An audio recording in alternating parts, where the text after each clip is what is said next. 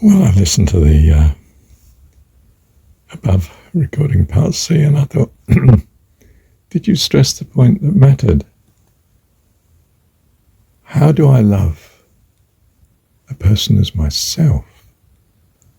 And that person in this particular case, yes, is the one that would rescue me. Well, for myself, I value eternal life. In that case, that's what I want for him. You know, I'm not terribly bothered whether he's missed breakfast or not. I mean, it's not good. I'd rather he had breakfast, and, you know, since it's going to be a one-off, I'm quite happy to give him enough money for breakfast. But no, how do I love someone who has rescued me as myself? Well, for myself, I want life eternal and have it in faith, in trust. I want him to be blessed in the same way. Yeah, by him I mean not the stranger in the street who asks me for money for breakfast, but the person who I know did rescue me when I was in dire straits, or would rescue me when I'm in dire straits. I make sure he has eternal life if I possibly can. Now, this is moderated or complicated by the fact that I trust in God, and I trust that God is most able and most loving, such that he loves this person as much as he loves me. He loves my neighbour as much as he loves me. He has no favourites. My God, you understand? My understanding of Jesus, if you like. Thou hast loved them as thou hast loved me. Now you could say, yes, but he's only talking about those that follow him here. Yeah, but they wouldn't be following him unless God had made it possible. And are we saying God doesn't make it possible for all life? Oh, don't think that would be a wonderful, lovely God. I think he does. That's my view of my God anyway. And therefore I know that he does want all people to have it. So you could say I'm motivated to give if I can. But then I say, no, it's moderated by the fact that God is all-powerful. He's already doing it. He didn't need me on the scene to do this work. You know, if I'm sent, and I do believe I'm sent, and I believe you're sent too. It's sent because it's to your value, to your advantage, to be in this work of helping him bring all people to, all persons, all life, to life eternal. It's just that you've been sent because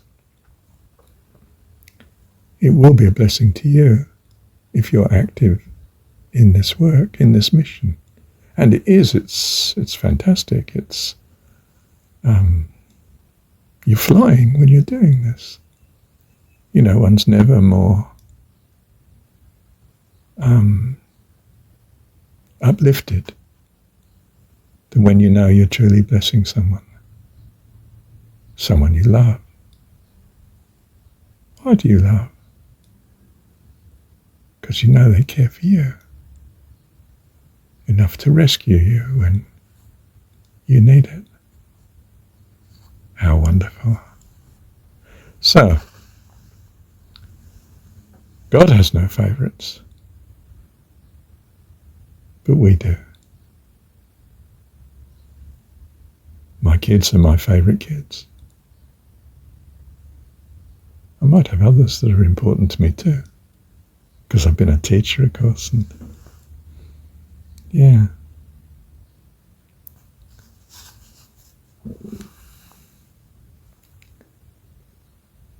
And with the wife, well, obviously you give preference to the wife. Husband, give preference, don't you? To your parents, of course you give preference to them over the man next door.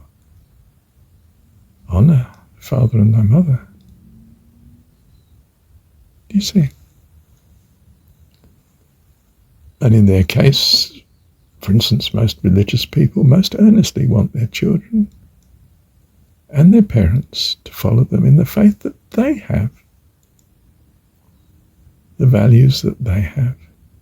What else can I give you that I can bless you with but what I value for you? So, it's a surprising outcome.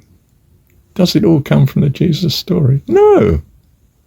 It comes from reason as well, and your experience. That's why you're here. Otherwise you could have sat in heaven and read the Jesus story. You didn't need to come here.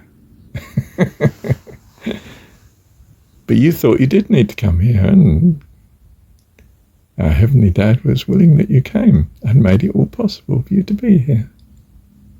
Why? Because he needed you on earth? No, no, no. Because he thought it would be a blessing to you. Are you going to say he was wrong? No way. Love you, Heavenly Dad. Thank you, Dad.